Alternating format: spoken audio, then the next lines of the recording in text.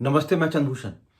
आज हम सब जानते हैं कि महात्मा गांधी जी की पुण्यतिथि है और 30 सितंबर 1948 को ही उनको जो है नाथूराम गोडसे ने उनकी गोली मारकर हत्या कर दी थी।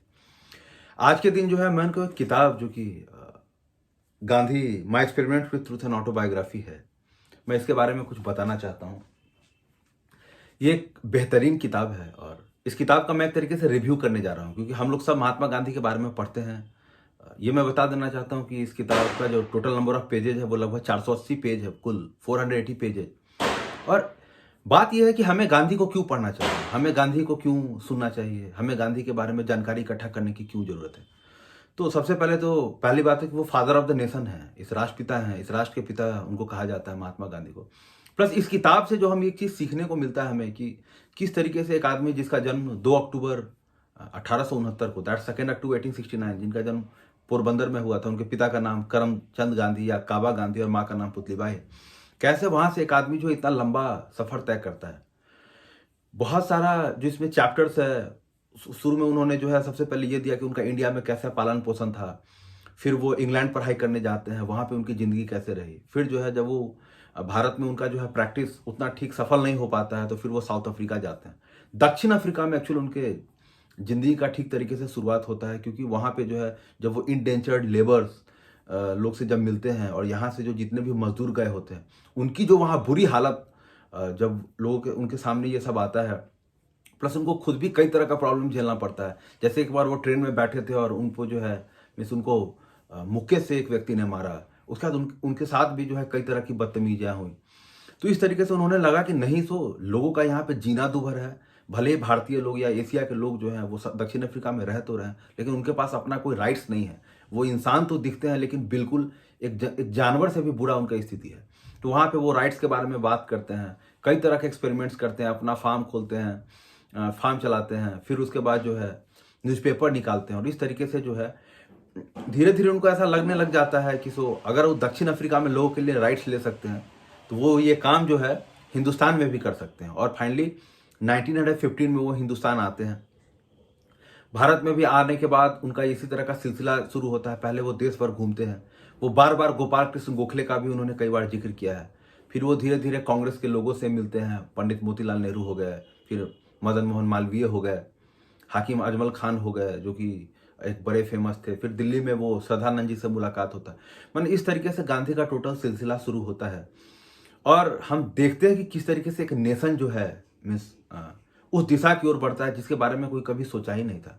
जब महात्मा गांधी 1915 में आए थे तो उनसे कोई कभी ये बात नहीं कहता था कि भारत को कंप्लीट आज़ादी दिलाइए। लेटर ऑन बात यही था कि हमको कुछ राइट्स हो। फिर वो धीरे धीरे स्वराज में बदला और फिर वो फाइनली जाते जाते टोटल इंडिपेंडेंस में वो बात 1947 तक आते आते बदल गया। तो ये एक पूरी जर्नी है। फिर उनका अपना ब्रह्मचर्य का टोटल उन्होंने डिस्कशन दिया है कि किस तरीके से उन्होंने ब्रह्मचर्य का पालन किया। फिर उनके डाइट के बारे में कि उनका भोजन था कैसा था। हमेशा वो सूर्यास्त से पहले खाते थे और मीन्स जनरली फ्रूट्स खाते थे और नट्स खाते थे। दाल चावल ये सब पे बहुत ही कम उनके भोजन में था। तो मैंने कई तरह का अगर आप देखेंगे तो पाएंगे कि एक व्यक्ति कैसे अपने आप पे बहुत सारा एक्सपेरिमेंट करके अपने आप को इतना जो है महान बनाता है। और उनका जो सबसे खास आदत जो मुझे किताब में लगा कि किसी भी चीज़ का समस्या हो उस पर वो एक किताब पढ़ लिया करते थे। जैसे है कि कपड़ा कैसे धोना है, जब उनको लगने लगा कि यहाँ पे जो है वो ज़्यादा खर्च हो रहा है तो उन्होंने वॉशिंग पे किताब खरीद लिया। फिर जो है प्रेगनेंसी के टाइम जो है जब लेबर होगा और जब लेबर पेन होगा और जब बच्चा होने के टाइम कैसे करना है, उनको ये चिंता हुआ कि कहीं उनकी पत्नी के लिए जो है उस तरह की नर्स मिले ना मिले, तो उन्होंने खुद उस पर किताब पढ़ लिया। मैंने गांधी को किसी चीज़ पे समस्या है तो वो उस पर किताब पढ़ लिया करते थे। सभी धर्मों के बारे में भी उन्होंने डिटेल स्टडी किया, चाहे हिंदुइज्म हो, चाहे इस्लाम हो, चाहे क्रिश्चियनिटी हो। सब धर्म के बारे में अच्छी खासी जानकारी थी।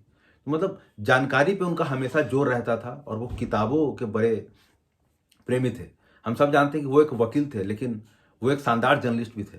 और उन्होंने एक जगह ये किया है कि उन्होंने कभी अपनी जो मासिक पत्रिका है उसके लिए उन्होंने कभी एडवर्टाइजमेंट नहीं लिया या लोगों से पैसे नहीं लिया। उनका ये चीज़ कहना है कि इससे जो है वो मासिक पत्रिका या अखबार जो है ना हमेशा आज़ाद रहते हैं। ये आज के टाइम ये बात कितना हद तक सफल है हम देख सकते हैं कि किस तरीके से टाइम्स ऑफ इंडिया ग्रुप हो गया या जो भी मीडिया है आज के टाइम में, क्योंकि उसको भारत सरकार रिवेन्यू देती है और इन द केस वो भारत सरकार के खिलाफ दिखा दे या प्राइम मिनिस्टर मोदी के खिलाफ दिखा दे तो फिर उसको वो पैसा नहीं मिलेगा। इसलिए वो किस तरीके से हर न्यूज़ को मैनिपुलेट करने लगता है ताकि उसका जो है वो पैसा मिलता रहे। हम सब जानते हैं कि नरेंद्र मोदी गवर्नमेंट ने जो है एक बार एबीपी न्यूज़ को पैसा फंडिंग बंद कर दिया था, एनडीटीवी को तो उसने कई दफ़े पैसा उसने फंडिंग बंद किया क्योंकि वो उनके खिलाफ कुछ दिखाता था। तो ये एक बहुत बड़ा चीज़ है जो कि हमें इसमें पढ़ने में मिलता है। तो मैं तमाम जो लड़के लड़कियां जो मुझे बात को सुन रहे हैं, मैं उनसे सभी दर्शकों से मैं एक ही बात कहना चाहता हूँ कि आप इस किताब को जरूर पढ़ें। 480 पेज देखने में लगता है कि सो ज़्यादा है, लेकिन बहुत ही कुछ ज्ञान प्राप्त करने को है। और हम देखें कि कैसे एक देश जो है अपने आप को गुलामी के जंजीरों से अपने आप को मुक्त करता है और एक आज़ाद मुल्क होकर पूरे दुनिया के सामने एक अपना विजन पेश करता है। तो ये एक पूरा ही टोटल जर्नी है और एक शानदार जर्नी रहा। बहुत कुछ सीखने को पर्सनली मुझे भी मिला। शुरुआती के कुछ पेजों में गांधी जो है बार बार पैदल चलने का बहुत जिक्र करते हैं कि जब भी उनको मौका मिलता था तो वो गाड़ी या रिक्शा नहीं लेकर पैदल चलते थे। तो कहने का मतलब बहुत कुछ सीखने को है इस किताब से। आपको ये किताब जरूर खरीदनी चाहिए और जरूर पढ़नी चाहिए। इस किताब से हमें बहुत कुछ जानने को मिलता है। उम्मीद है आपको मेरी वीडियो बहुत पसंद आई होगी। मेरे चैनल को लाइक और सब्सक्राइब करें। शुक्रिया।